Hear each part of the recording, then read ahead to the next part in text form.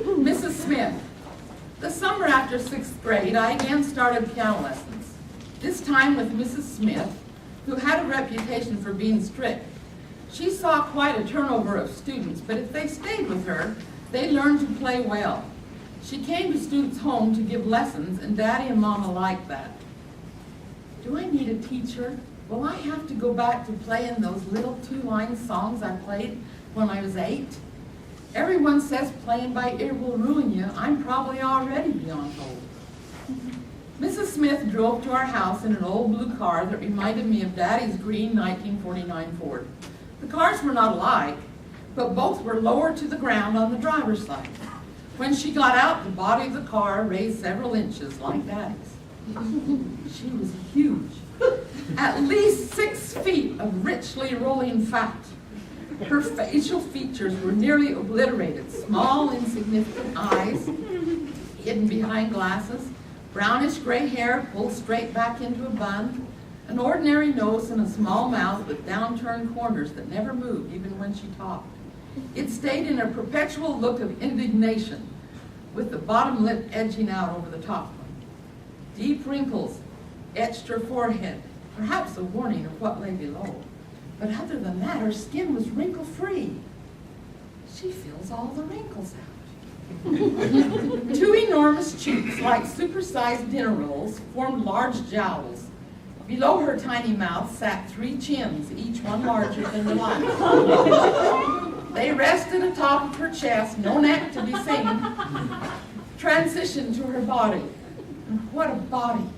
You couldn't differentiate between breast and stomach, hips and back end. She was one enormous mountain.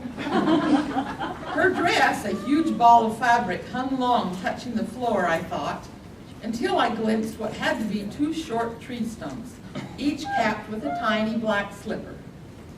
Mrs. Smith introduced herself to Mama and me. I expected a booming, loud voice from such a structure, but hers took me by surprise, being soft and pleasant, almost a shy apology. Mama had me bring in a kitchen chair for Mrs. Smith, and I wondered if it would hold her. It held Daddy, but Mrs. Smith, I decided, was indeed bigger. She motioned for me to put it to the right of the piano bench. Then instead of sitting on the chair, she abruptly pulled the bench way out, sat down, and began to play. I wish I could say her playing was beautiful, but in truth, I hardly heard it, because I was mesmerized by her arms. Rolls of flabs that dipped and waved with the music, pivoting at cadence points and moving on, down, down toward the keyboard, like layers of icing rolling off the top of a cake, too hot to frost. When she stopped, her rolls reverberated before coming to rest. Stupendous! Not that her hands weren't impressive. They gracefully moved over the keys with ease, small appendages, tiny compared to the arms that backed them up. Now it was my turn. Mrs. Smith instructed me to sit with my butt partway on the bench, giving my arms ample room to move. Next, she demonstrated the proper hand position and asked me to play a piece from a preparatory book. I struggled through it, playing many wrong notes and stopping to correct them. This lesson thing is a mistake. Now she'll think this is the way I always play. I understood your mother to say you had a year of lessons a while back, Diane. I nodded, but didn't say anything. I certainly didn't tell her that I was only interested in playing by ear. That would undoubtedly cause her to get up, walk out, and never teach me again. Well, we'll just have to start over. Oh no, this will be the same as before, only now I'm 12 instead of 8. But it wasn't the same. Mrs. Smith's lessons were 45 minutes, and she gave me the full time. She made me state what key I was playing in and count aloud, or sometimes she had me say the names of the notes as I played in order to teach me to read the music. Best of all, she loaded me up with work. My former teacher, Mrs. Reynolds, gave me 3 two-line pieces each week. The first week, Mrs. Smith gave me 15, and the second lesson she assigned me to finish the beginner book, which was about 25 pieces. I began to feel that although I was drastically behind, I was moving fast and really learning to read this time. I forced myself to keep my eyes on the music and not play the pieces by ear. She'll never need to know I play by ear. My goal was to surprise her with my diligence, and I did. When I passed off piece after piece each week, she wore a tiny smile. Although still scaring me to death, I decided that in spite of her appearance, she was an accomplished and agreeable woman. A real breakthrough occurred 2 months after my lessons began. I now had mastered the fundamentals and was reading well. This was clearly an accomplishment for such a short time, and I could see Mrs. Smith was proud of me, although she didn't say anything. Tiny smiles were frequent, and that was good enough for me.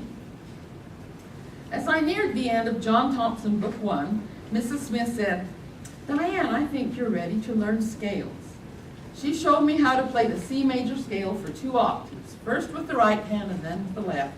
I was to play it with each hand twice at practice sessions and work on other pieces as usual. I loved playing the scale, and within a day or so could play it fast and without looking at the keyboard. I practiced turning my thumb under without moving my wrist as I flew up the piano, just as Mrs. Smith did. The 3rd day I accidentally went 3 octaves instead of 2 and decided to play it that way every time. I told my friend Martha that I was learning a scale. She had taken lessons since she was 8, and she said she played her scales hands together, which was hard because the fingering is different for each hand. I tried it out, and yes, Martha was right, it was hard, but I mastered it. I could hardly wait to show Mrs. Smith at my next lesson.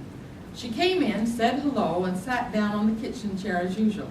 Then she asked, "Did you practice the C major scale I showed you last week, Diane?"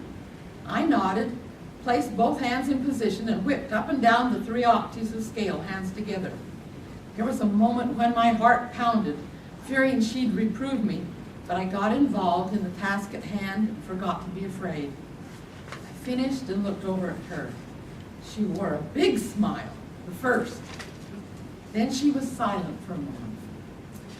During those years when you were not taking lessons, you were playing the piano, weren't you, Diane? A lot? Quite a lot. And what did you play? Oh, just different stuff. "Show me," she ordered. "I'm already caught, so I may as well play my best."